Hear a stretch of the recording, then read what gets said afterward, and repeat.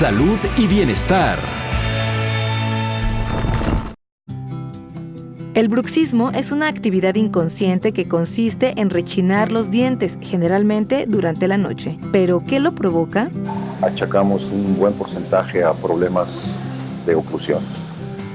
Por el otro lado, por el lado psicológico, psiquiátrico, parece ser que viene por una liberación de estrés. No hay un consenso todavía, y para confundirlos un poco más, gente que tiene apnea obstructiva del sueño rechina los dientes por tratar de ganar mayor espacio de las vías aéreas. Existen algunos síntomas como dolores de cabeza y daños en los dientes. En las etapas iniciales no duelen los dientes, tenemos una capa de esmalte muy gruesa, pero se empiezan a ver facetas de desgaste, que es nuestra obligación como profesionales de la salud identificarlas.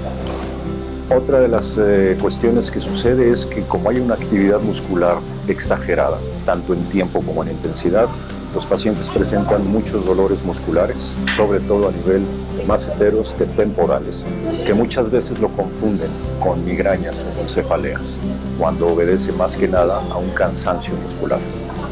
Es un padecimiento que no tiene cura, pero puede ser controlado. No se puede prevenir porque es multifactorial.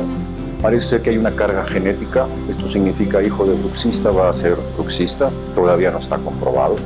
Lo que sí podemos hacer es prevenir el desgaste de los dientes, que no significa que eliminemos el bruxismo, por medio de unos aparatos que se llaman guardas oclusales, sin dejar de lado lo que sería disminución o eliminación del estrés, cosa que es muy difícil.